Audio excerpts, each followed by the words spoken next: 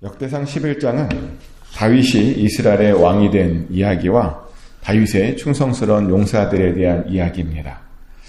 역시 다윗은 역대기의 주인공답게 사울왕의 이야기가 끝나자마자 바로 등장을 합니다. 그것도 다윗이 원래는 광야에서 한참 고생도 하고 그러다가 왕이 됐는데 그런 이야기조차 전부 생략되고 바로 온 이스라엘의 왕이 된 이야기로 다윗의 이야기는 시작합니다. 근데 다른 것은 생략해도 되는데 저는 이 이야기는 꼭 언급하고 싶은 것이 하나 있습니다. 역대상에는 존재하지 않지만 사울왕이 죽고 나서 다윗이 바로 이스라엘의 온 왕이 된 것은 아니었죠. 사무엘 상하를 보면 사울왕이 죽고 나서 7년 반이 지난 후에야 다윗이 이스라엘의 왕이 되었다라고 되어 있습니다. 7년 반 동안은 다윗이 유다 지파만의 왕이었다는 겁니다. 근데 그런 시간을 보낼 수밖에 없었던 이유는 뭐냐면 사울왕이 죽자마자 사울왕의 아들인 이스보셋이 왕으로 추대되었었기 때문입니다. 그래서 다윗의 나라와 이스보셋의 나라가 갈라져서 둘 사이에 치열한 전쟁도 있었습니다. 근데 그런 상황에서 다윗은 절대로 조급해하지 않았습니다. 하나님의 때까지 참고 기다리고 인내했습니다. 모든 이스라엘이 자기를 알아줄 때까지 기다렸다는 겁니다. 그랬더니 하나님께서 점점 다윗은 강성하게 주었고요. 또 이스보셋은 점점 작아지게 만들었습니다. 그러더니 결국 이스보셋은 자기의 신하에게 배반을 당하는 그런 일을 당하게 하죠. 그리고 그 덕분에 다윗은 정말 피 한 방울 안 흘리고 이스라엘 전체의 왕이 될 수 있었습니다. 인내했더니요. 참고 기다렸더니 하나님만 바라봤더니 마침내 그 원하던 것을 얻을 수 있었다는 겁니다. 그렇게 다윗은 사람들에 의해서 추대받았습니다. 그러다 보니 다윗의 위상이요 정말 대단했습니다. 모든 사람들이 몰려왔고 모든 사람들이 어떻게든 다윗과 계약을 맺고 언약을 맺으려고 했습니다. 그렇게 다윗은 모든 사람들이 환영하는 가운데 왕이 되었죠. 근데 왕이 된 다윗에게 가만히 보니까 뭐가 필요했냐면요. 성이 필요했습니다.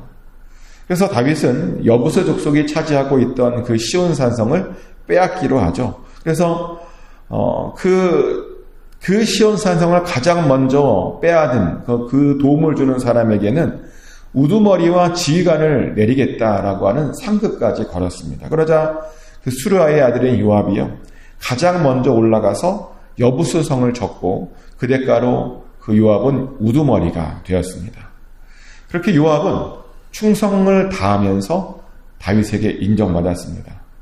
그래서 다윗은 그 빼앗은 성을 다윗성이라고 이름을 짓죠. 그 성은 우리가 알고 있는 예루살렘 성입니다.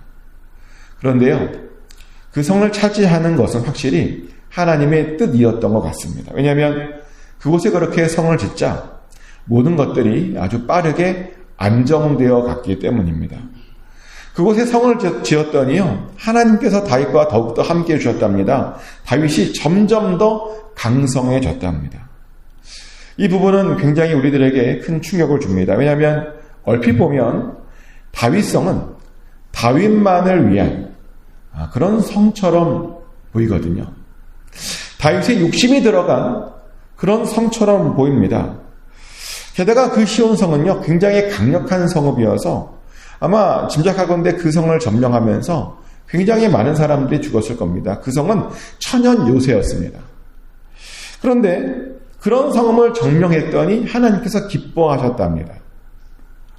언뜻 생각해보면 이해가 되지 않죠. 다윗만을 위한 성 같은데 왜 하나님께서 기뻐하셨을까? 그런데 우리는 그 땅의 역사를 보면 하나님께서 왜 그 땅을 기뻐하셨는지를 알게 되는데요.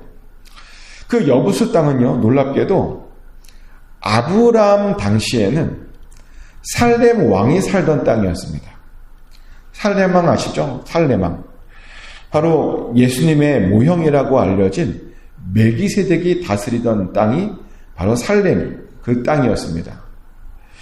그래서 아브라함이 거기에서 여부스 땅에서 그 멜기세덱을 만나서 11조까지 바치죠. 그런 땅이 바로 예루살렘 땅, 여부스 땅이었습니다. 그러다 보니 이 여부스 땅은요, 아주 특별한 땅이었죠.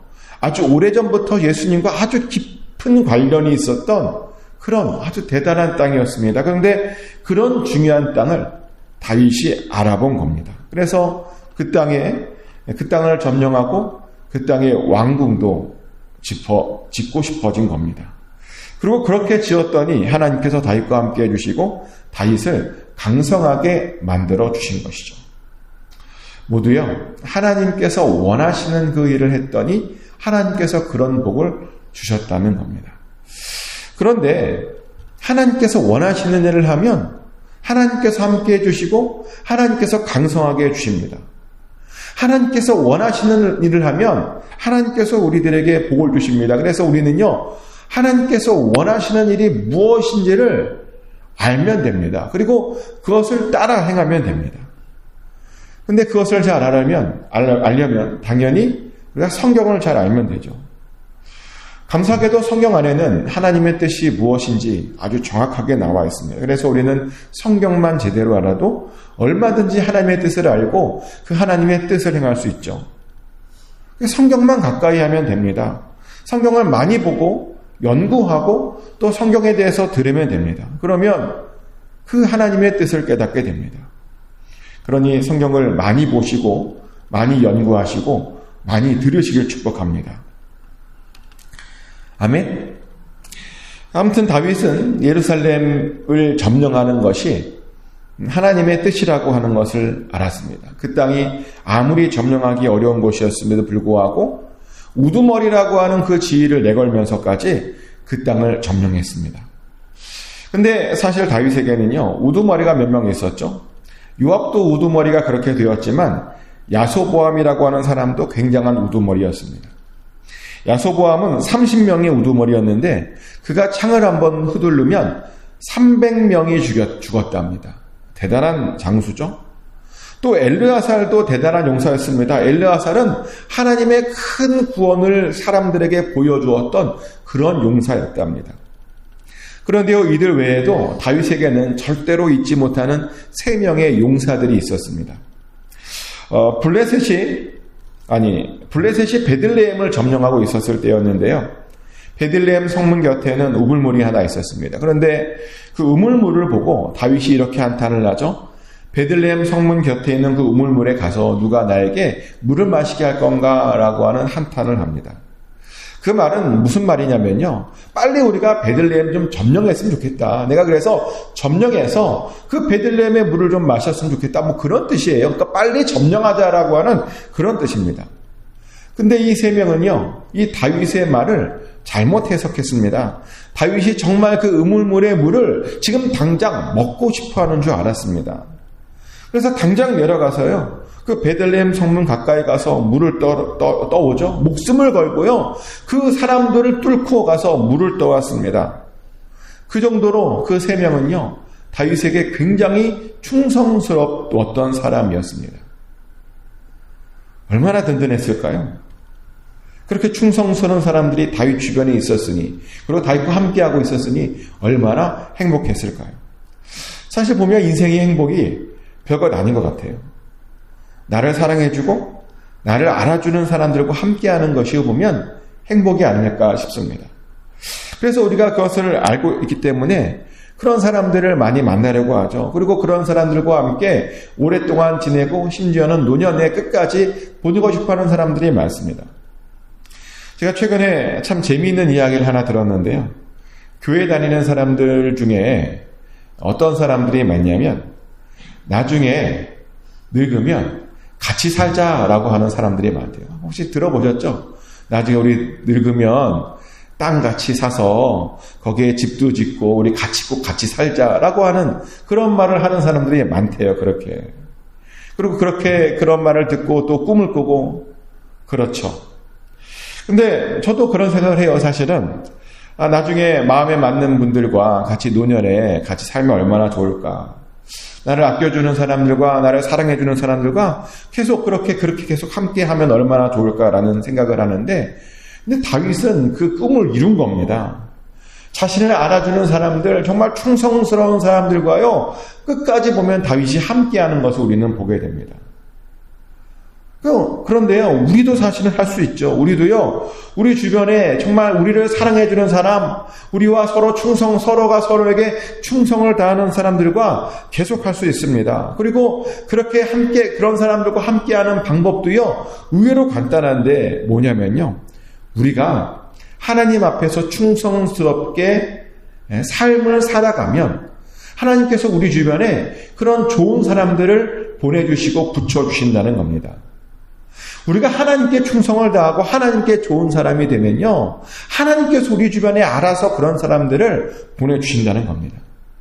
그런 말이 있잖아요. 세상 말 중에 초록은 동색이다, 끼리끼리 모인다, 친구를 보면 그 사람을 알게 된다. 다 똑같은 말이잖아요. 그런 말이 있는 이유는 뭐냐면, 사람들은 보면 다 결국에는 자기와 비슷한 사람들끼리 모여있는 경향이 있기 때문이라는 겁니다. 그것은 제가요, 목회를 하면서도 아주 자주 보았던 현상인데, 제가 지금까지 사역을 하면서 경험했던 교회가 제가 카운트해 보니까 한 8교회 되더라고요. 8교회 정도를 제가 보니까 섬겼더라고요. 그 말은 8교회에서 아주 깊이 사역을 하고 관련을 갖고 또 사람들을 살펴보았다는 뜻입니다. 혹시 저보다 많은 교회를 경험해 보신 분 계십니까? 나는 8교회 이상이 된다. 아마 없으실 것 같은데, 근데 제가 8교회를 경험하면서 하나 알게 된 것이 뭐냐면요, 교회마다 다 느낌이 틀려요. 교회마다. 근데 왜 그렇게 교회들마다 똑같은 교회처럼 보이는데 교회들마다 느낌이 틀리냐면, 보면 다들 끼리끼리 모여있기 때문입니다. 그래서 사실요, 우리는 내 주변 사람들 욕할 필요 하나도 없어요. 내 주변에 왜 그런 사람들이 모여있는가? 내가 그런 사람이기 때문입니다. 그래서요, 내 주변에 좋은 사람들이 모여있기를 원하면 내가 좋은 사람이면 되는 겁니다. 내 주변에 충성스러운 사람들이 모여있기를 원하면 내가 충성스러운 사람이 되면 되는 겁니다. 충성스러운 사람이 되면 돼요. 근데 이렇게 충성스러운 사람이 되자라고 제가 말을 했더니 많은 사람들이 이 충성에 대해서 오해를 하나 하는 게 있는데, 제가 충성을 하자라고 하는 것은 뭐냐면 하나님께 대해서 충성하자는 겁니다. 근데 어떤 사람들은 하나님도 충성해야 되지만 목회자에게도 충성해야 되는 것 아니냐라고 말을 해요. 물론 그렇죠. 우리가 목회자들에게도 충성을 해야 합니다.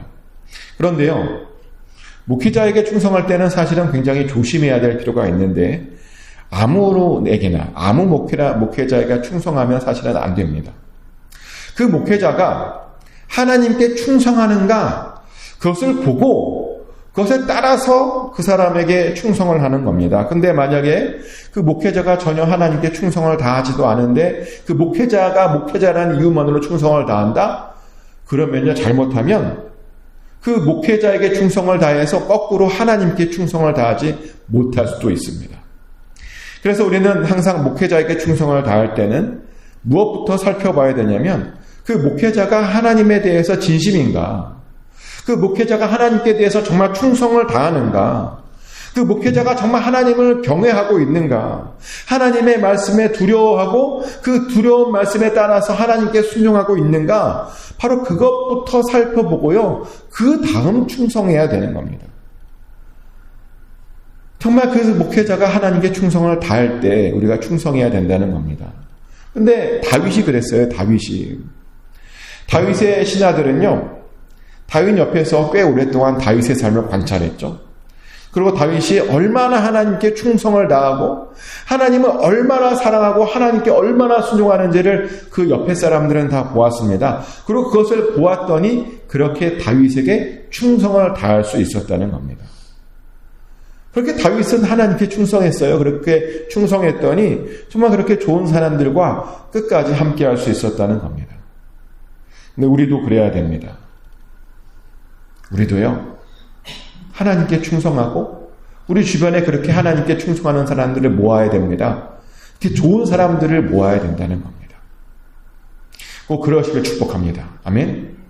그런데 우리가 하나님께 더욱더 충성해야 되는 또 다른 이유가 있는데 뭐냐면요, 이게 충성하면 하나님께서 뭔가 주신대요. 마태복음 25장 23절 말씀이죠.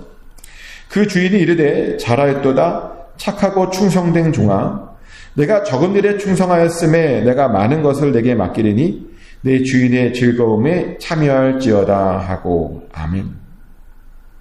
우리가요, 작은 일에 충성하면 예수님께서 우리에게 더 많은 것으로 주신답니다. 사실 저도 그런 경험들이 참 많습니다. 지금까지 하나님께 정말 많이 받았거든요. 정말 큰 것들을 많이 받았습니다. 그런데 그렇게 많이 받았던 것을 찾아보면 제가 적은 것에 충성했기 때문에 보면 하나님께서 큰 것으로 다 보답해 주신 것들을 제가 알고 있습니다. 작은 것일지라도 최선을 다했더니 하나님께서 결국에는 그것을 통해서 더 큰 것을 주셨다는 겁니다. 근데 보니까요, 그게 바로 천국의 법칙이더라고요. 천국의 법칙이 뭐냐? 작은 것을 심으면 큰 것으로 거둔다. 이것이 바로 천국의 법칙이었습니다. 그래서 우리는 이 천국의 법칙대로 작은 것일지라도 충성을 다하면 됩니다. 작은 것일수록 더 충성하면 됩니다. 그러면 하나님께서 더 큰 것으로 갚아주시고 더 큰 것으로 보답해 주신다는 겁니다. 충성을 다하실 때 이 사실을 절대로 잊지 마십시오. 작은 것을 하고 절대로 무시하면 됩니다. 작은 것이 오히려 복덩어리일 수 있습니다. 축복하는 것은 꼭 주님께 더욱 충성하심으로 여러분 주변에도 좋은 분들이 가득하시길 축복합니다. 그리고 또한 작은 것이라도 충성하심으로 더 큰 것을 받아 누리시는 저와 여러분 되시기를 예수 그리스도 이름으로 축복합니다. 기도합니다. 하나님, 다윗이 하나님께 충성을 다했더니 다윗 주변에 좋은 사람들을 붙여주셨던 것을 우리가 보았습니다. 아버지, 우리도 하나님께 더욱더 충성하기를 원합니다. 그래서 우리 주변에 정말 좋은 사람들을 허락하여 주시옵소서. 끝까지 할 수 있는 사람, 끝까지 함께 할 수 있는 사람들을 허락하여 주시옵소서. 그래서 하나님, 하나님께서 주시는 사람의 그 기쁨을 우리 또한 누리게 하여 주시옵소서. 또 작은 것에 충성할 때 큰 것으로 주신다 약속해 주셨사오니 아버지, 그 약속대로 우리가 작은 것에 충성하게 하여 주시고 그래서 마침내 큰 것으로 받아 누리는 우리 모두가 되게 하여 주시옵소서. 우리 주변에 우리의 삶 가운데 하나님의 복이 넘치게 될 줄 믿습니다. 하나님께서 주시는 최고의 복들로 가득 채워질 줄 믿습니다. 아버지, 우리와 그렇게 함께하여 주시고 우리 삶 가운데 복 내려 주시옵소서. 오늘도 하나님께 맡겨드립니다. 오늘도 최고의 하루를 보내게 하여 주시옵소서. 예수 그리스도 이름으로 간절히 기도드렸습니다. 아멘. 주기도문을 하나님께 올려드립니다. 하늘에 계신 우리 아버지, 아버지의 이름을 거룩하게 하시며 아버지의 나라가 오게 하시며 아버지의 뜻이 하늘에서와 같이 땅에서도 이루어지게 하소서. 오늘 우리에게 일용할 양식을 주시고 우리가 우리에게 잘못한 사람을 용서해 준 것 같이 우리 죄를 용서하여 주시고 우리를 시험에 빠지지 않게 하시고 악에서 구하소서. 나라와 권능과 영광이 영원히 아버지의 것입니다. 아멘.